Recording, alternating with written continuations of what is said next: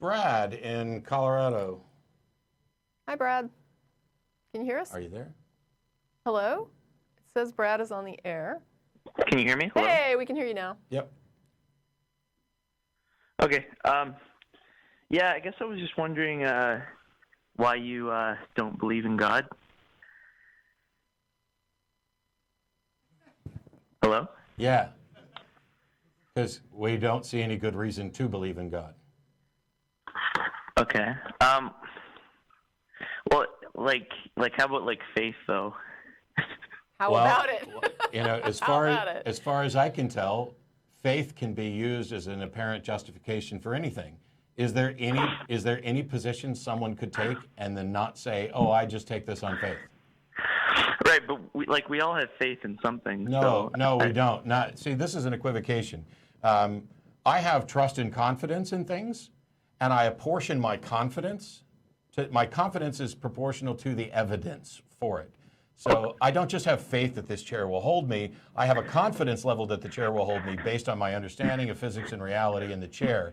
If you want to call that, hang on. If you want to call that faith, I know that there is a colloquial, hey, you've all got faith.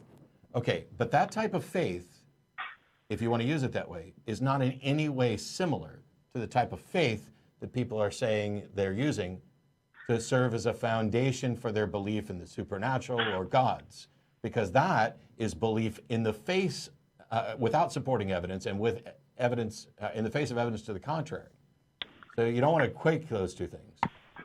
Yeah, I wasn't trying to. I mean, that we all believe in things without evidence. No. How is it I can just thoroughly explain that I have trust and confidence that is proportional to the evidence, and you can say we all believe things without the evidence? Okay, so what evidence do you have that the world's real then? Or what evidence do you have that logic is true? So you're talking about both the problems of hard solipsism and the foundations of logic. First of all, the logic is a presupposition. The foundations of logic, I presuppose that, as is, that I'm expanding reality. You can call that a faith-based position.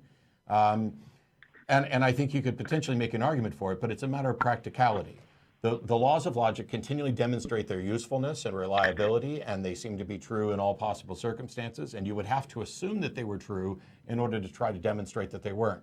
Similarly, I have the direct experience of experiencing a reality, and what you're saying is, how do you know that that's really the real reality? Well, I don't, and I'm not claiming that it is really the real reality. I'm saying I experience a reality, and I have to deal with the reality I experience within its framework and rules until somebody demonstrates otherwise. It is, to get back to the beginning of the show, for both of these, the null hypothesis, that there is not some greater reality that I'm not experiencing. There's no point to believe that until somebody demonstrates that's the case. Okay. Yeah, okay, so could we talk about some pieces of evidence then? For evidence for what? The existence of God. Which God?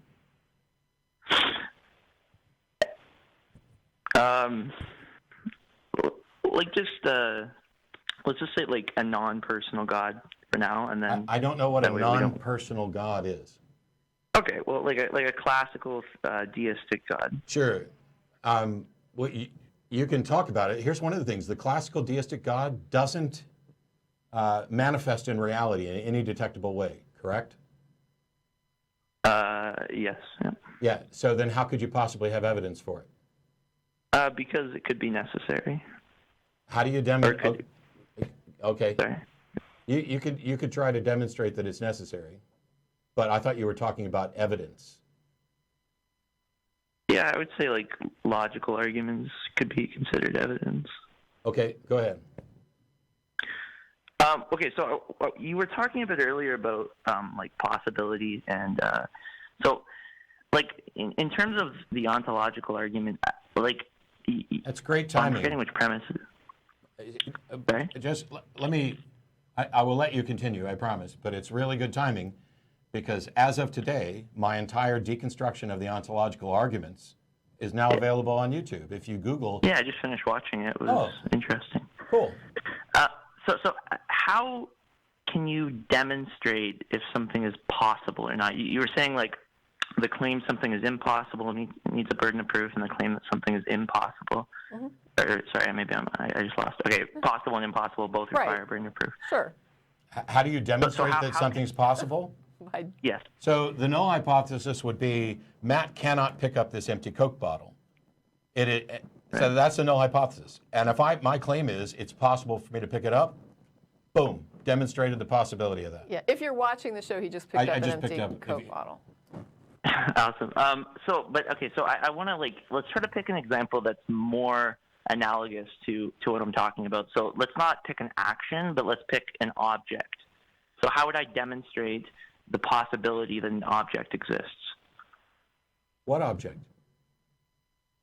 Well, I mean, I'm talking about God. I mean, maybe object isn't the right word, but you're asking the wrong people. You're asking me, how do I demonstrate that God is possible when I have no reason to think that God is possible? And the fact that you can identify... I'm trying to say, hang on. The fact that you can pick out something that we have difficulty demonstrating is possible is not in any way a response to this issue of possibility and impossibility. It's all about the object that you're picking. Well, yeah, I'm not talking about an action, though. Like, picking up the bottle is like an action. I wasn't talking about an action. I was talking about the object. Okay, but yeah. But you don't need to show it's possible that a Coke bottle exists, right? Because you can just show that it does exist. Well, that's one way to show that's the it's demonstration. When you talk about, is it possible for a God to exist, demonstrate that it is in fact possible. How do I do that? That's not my problem. That's the whole... Brad, stop. No, not 1 second. Stop. That is my whole point. I say, demonstrate that it's possible for a God to exist, and the people who are convinced that a God exists say, how can I do that? I don't know how I could demonstrate. Then why the hell can you possibly believe it? If you have no idea how to demonstrate the possibility of the thing that you think is actually the case, that's your problem, not the problem of the people who aren't believing it. No, I understand. I think we're getting confused here. I'm not saying, it's... I'm asking you because I think I can, but you don't find it very, convincing. So I just want to ask, is there a way to show that something possibly exists without demonstrating that it actually does exist?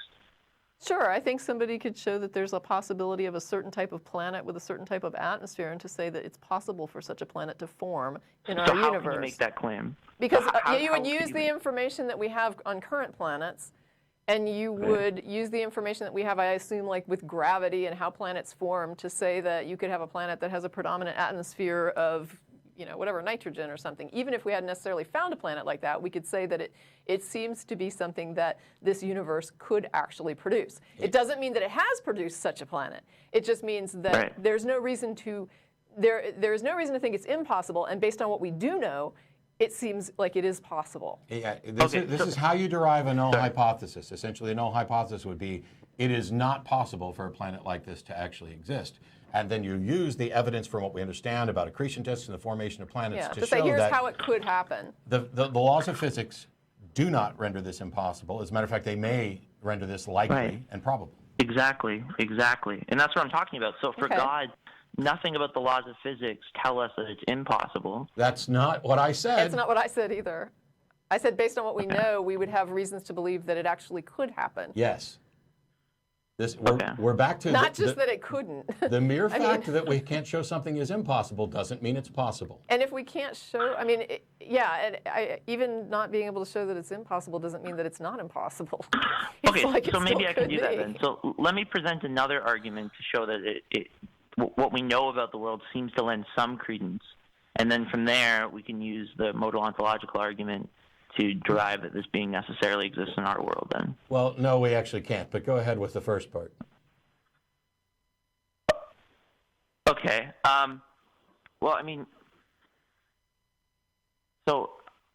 So why don't we take a look at one of the versions of the cosmological argument? Which version? Let's say we could say the Kalam, I guess. Okay, what is the conclusion to the Kalam cosmological argument? Right. So, could I talk about why I think the conclusion from there we can Can you just derive answer that. the damn question about what is the I know, conclusion? but you're going to go on about how, okay, all right. Therefore the universe had a cause. Cool. What does that have to do with the God at all? Was God in any premise or the conclusion? No, but... Okay, Hello? so now that means that you are using the conclusion from the Kalam as a premise in a different argument, right? No, do you think I could explain something really quick? I don't understand how you could possibly say, and I know you've got your hackles up because I'm cutting you off, but here's the thing. You said, let's start with the Kalam cosmological argument. The Kalam cosmological argument I have objections to, but the conclusion of it is, therefore, the universe had a cause for its existence. We both agree the Kalam says nothing about God, does not include God or a thinking agent in its premises or its conclusion, correct? Yeah, so Okay. it's one part of many, so that's why... So what I'm saying is, you wanted to use not the Kalam cosmological argument, but the conclusion of the Kalam as a premise in a new argument for the existence of God, correct? Sure. But Yes, I think that's all I was asking, and you said no reflexively. Okay, because I think you're thinking of the traditional Kalam, which I'm not using. So okay, you've got some new version of the Kalam. Does it end with a different freaking conclusion? Well, I'm trying to imply things. Okay, okay, yeah. Let's just say yeah. So can we agree on the conclusion there, and then we can work from there? I don't know, can you? So I can't actually agree on the conclusion, but the point that I was making is this. If you say you want to argue for the existence of God and you want to begin with the Kalam, you can't do that. What you have to do is use the conclusion of the Kalam as a premise in a new argument, because your argument has to contain something about God, right?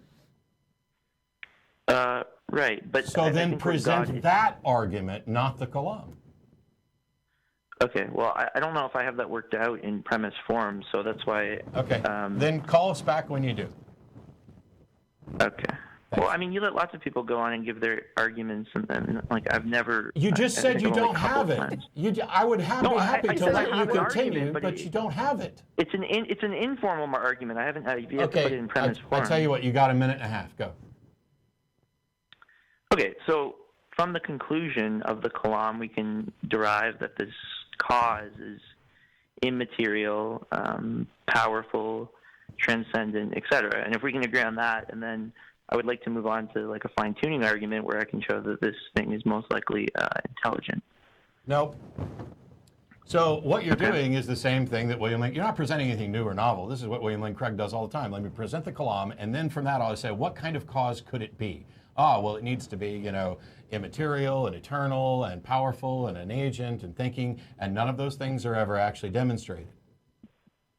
And the reason is we don't know what could have caused the universe.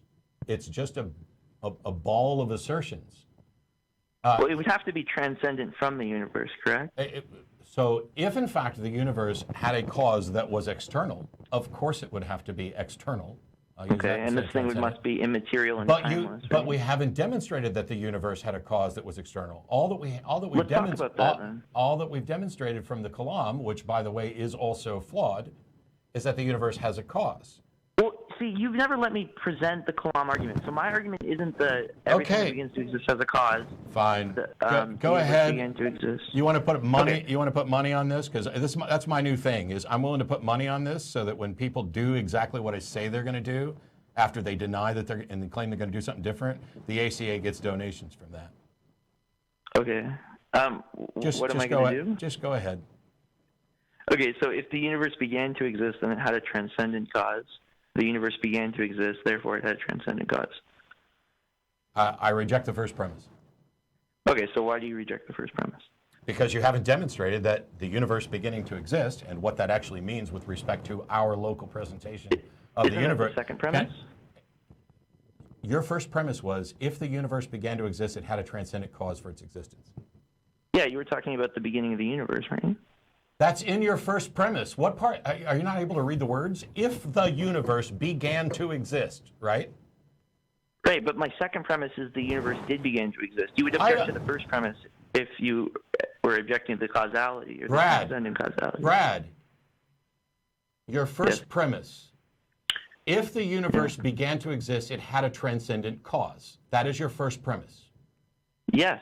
I'm saying that has not been demonstrated to be the case. That if a universe begins to exist, that it necessarily has a transcendent cause. We don't know what type of cause might qualify to start a universe. It could be a non-transcendent cause. How did you rule that out? Because everything we know about the world tells us that that's very likely not true. Well, can you give me a single example of something that caused itself to exist? No, but I couldn't give you an example of a black swan until we found one either. That's the fallacy you're engaging in. It's not. I'm trying to use our... Okay. See, you can say it's not. I can say it is. Please demonstrate how it's not. You cut me off before I could explain why. Okay, why isn't it? Well, you know what? I'm not that concerned about what you think's fair. Okay. Okay, so I was wondering, so you consider yourself an atheist, correct? I don't just consider myself. I am. Okay. So I consider myself devilishly handsome. That may be up for disagreement, but I am in fact an atheist. I do not believe that a God exists. Okay, so what evidence do you have for that? I don't have to demonstrate that a God doesn't exist. I'm not claiming that a God doesn't exist or that this is a position. I do not believe that a God exists because there hasn't been sufficient evidence for it. This is the very first question you asked, which I answered immediately. Right, well, that sounds like an agnostic. I mean, but wouldn't you have a burden of proof for your position? What is my position? Oh, you're an atheist. What I know. What is my position? Because I'll bet you $1 you get it wrong. Okay, well, I'm just, I mean, I don't know your... I've already told you twice. That's why I'm willing to bet on it. I've told you twice now. I do not believe that a God exists. Does that mean... Okay, so I'm going to read the definition of atheism from... No, you're fucking not. You're not... Why? Okay. Definition from what? Dictionary.com? No, Stanford Encyclopedia of Philosophy. So here's the thing. I don't give a rat's ass about what the Stanford Encyclopedia of Philosophy says the definition of atheism is, because dictionaries are not prescriptive. They do not tell you what words mean. They describe common usage. Right? Yes, and I just told you what I mean when I say atheist. Okay. So you're redefining atheism. No, I'm not redefining atheist. And a theist is somebody who believes that a God exists, right? Yeah. And an atheist is somebody who does not believe that a God exists, right? An atheist is someone who does not believe it. Yeah, okay. Okay, yeah. There you go. All right, that sounds good. Agnosticism and Gnosticism don't address belief, do they? Well, I mean, it depends, right? No, they address knowledge. It's right there in the... So why do you get to define the words however you want, and then when I try to say, well, not necessarily, and then you say, well, no. I'm telling you how I use them. I'm also telling you what the common usage is. Okay. Could you be an agnostic theist? Someone who believes that... Because knowledge is a subset of belief, right? Oh, sure. Why are you laughing and saying, oh, sure? Knowledge is a subset of belief, right? Yes. Okay. And therefore, if theism and atheism address belief, and Gnosticism and agnosticism address knowledge, then those become a subset of the belief, right?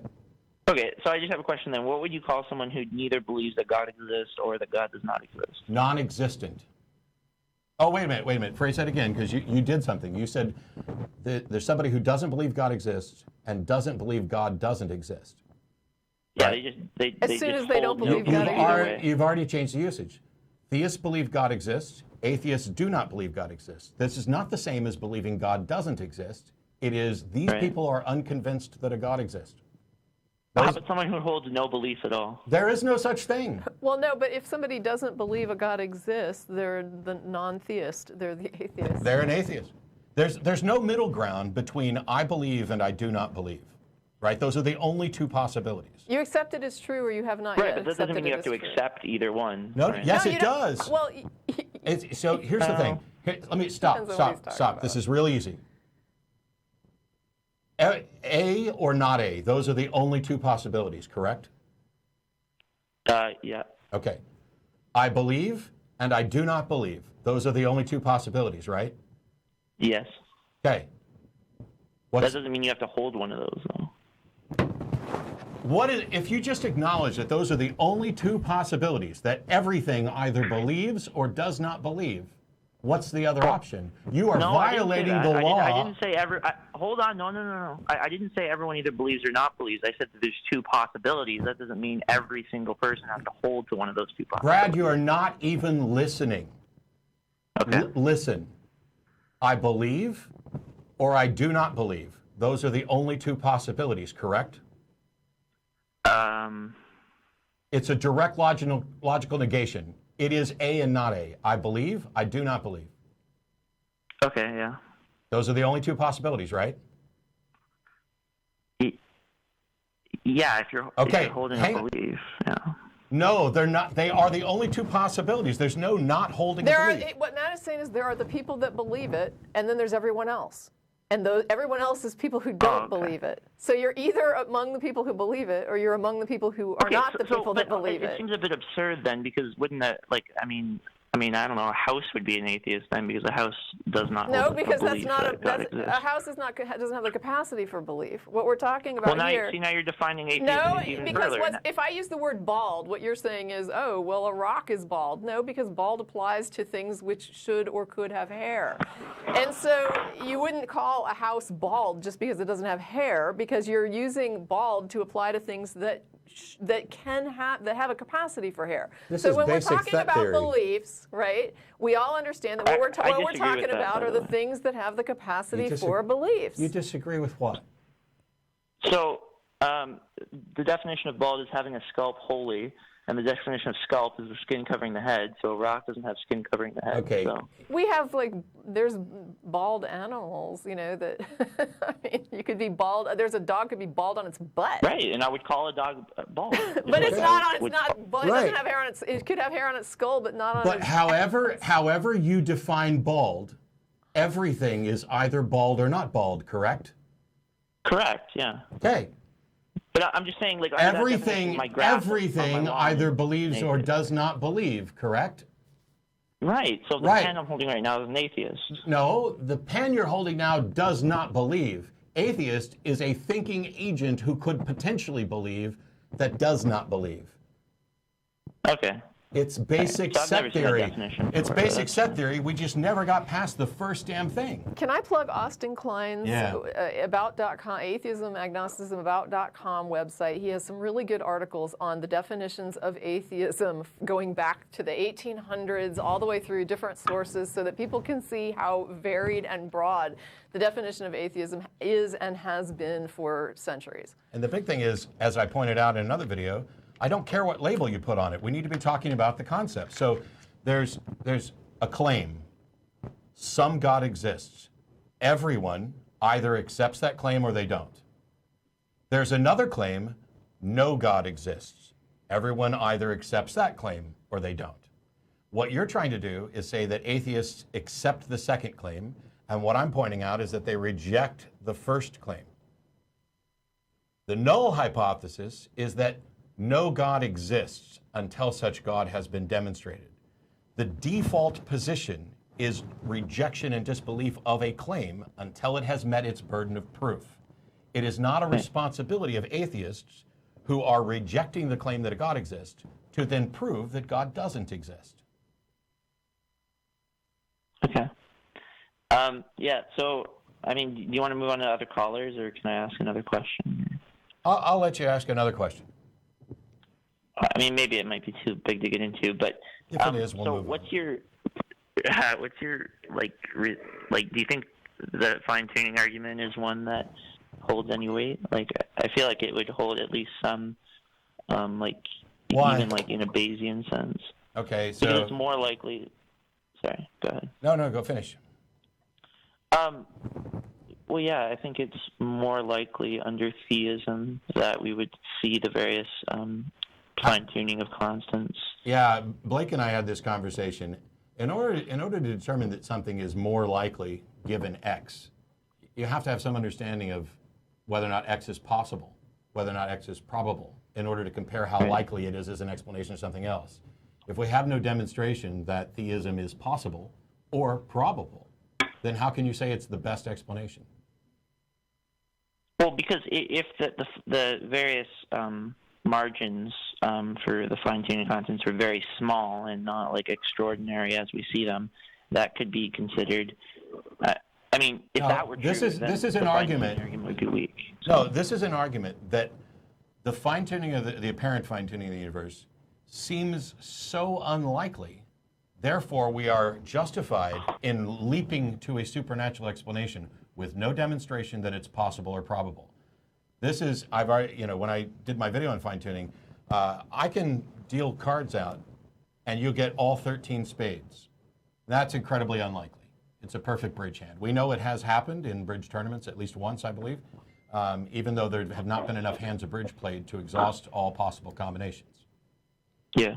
So if I dealt you 13 spades, and we talked about this yesterday, is it more likely that it was an honest deal, or that I cheated, or that God gave you 13 spades? I guess it would depend on your prior credence for the likelihood that a God exists, I guess, and the various conditions around that dealing. Okay. How do you determine how likely it is that a God is going to give you 13 spades? Well, I guess that would be based on the other. Go away. I guess that would be based on the other various evidences for God. I'm still waiting on any evidences for God. What I keep getting is arguments and fallacious appeals that something is so improbable that therefore we're justified in thinking that a God exists. That's simply not true. It's not an absolute knockdown argument, but I think we should admit on some level that it does have some makes God slightly more likely. How can it make something like a God more likely? Well, because the likelihood under atheism is just, or no God, is just so small that, I don't really see. Really? Okay, so what other universes do you have to investigate? How do you know that this isn't the only possible way that a universe could have formed? Right, so what we know about these constants is that they're not that way for any, they're not fixed. There's a whole batch of arguments of why they're not fixed, but they could easily be another way. Everything we know about physics tells us that there's nothing necessary about these laws instead of another set of laws. Well, see, I find this incredibly problematic because we have exactly one universe to investigate, right? We know how things are. Okay, but there are certain constants that we can look at and see, well, okay, this one actually does, the likelihood of it being like this is actually quite high because there's not a lot of other options. But for some of them, you can look and see, well, there's no reason at all. So there may be some that this is the only option for that factor. Oh, yeah. How can we determine that it's not the case for all of them? Well, okay, because so the conditions under that one that make it likely aren't there for the other one. I don't know how you can. First of all, you're not answering the question, but I don't know how you can talk about likely. How many universes do we know of? Okay, so I think the huge problem here is, I guess you're a frequentist. I think the huge problem here is that you can't address a question without trying to label it. Well, because all I asked was how many universes we have. Right, because but I know where you're. Okay, so as far as we know, one. You know what, Brad? I'm done. Because all I asked was how many universes we have, and your answer, as far as we know, one.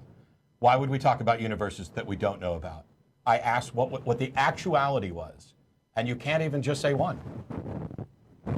Well, but I don't have infinite knowledge, right? So The question was, how many universes do we know about? Not how many universes actually exist, or how many universes, You're done. You're done. No, you're done.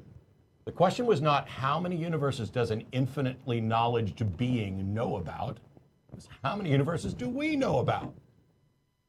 It's not a trick question. It's one. Now, Douglas Adams gave a really great response to this idea of the anthropic principle in fine-tuning, that if a puddle gained consciousness and looked around, it would find, hey, look at this hole. It's perfectly shaped to me. A complete inversion, that the water fit what the hole was. Similarly, when we talk about these things, people say, oh, it's amazing that the universe just seems so fine-tuned for us. Well, first of all the best evidence points to the fact that we evolved to fit the universe that we find ourselves in. Additionally, Hawking has pointed out that if the universe is fine-tuned for anything, it seems to be fine-tuned for the creation of black holes, which is antithetical to life. And we know that the vast majority of the universe is also antithetical to life. That there are the building blocks of life all over the place, but if I just stick you, I don't even have to stick you out in space, I can just hold you underwater for a while. The idea, oh look, it's all comes together just for us, is so monumentally arrogant. But then to say, I just can't imagine how this could have happened unless there was a creator, and that makes a creator likely, is fallacious, no matter how unlikely it is. You need to demonstrate that it's actually impossible in order to say that that a creator is necessary. You don't get to necessity by saying, oh, this is unlikely. You get to necessity, which is an absolute, by showing that the alternative is in fact impossible. And if all your argument is that it's unlikely, therefore that raises the probability of God, you are wrong, demonstrably, fallaciously wrong. Does it raise the possibility? Would it also raise the possibility of universe creating pixies? Wouldn't it raise the possibility of any other explanation that is sufficient to explain this? This is the problem when you say, oh, of course it seems like God is the answer because you have invented a panacea. You have a being that can do anything, and therefore it will be a sufficient explanation for anything. But it will never be a necessary explanation until you demonstrate it. So when you say, in a completely abstract, epistemological, or not in a philosophical context, is it possible for an all-powerful being to create a universe? Of course. You've defined a being that can do this. It's incredibly frustrating to just, how many universes do we have? How many universes do we know about? One. I stole that straight from you. I don't know why I didn't just shut up and let you do it.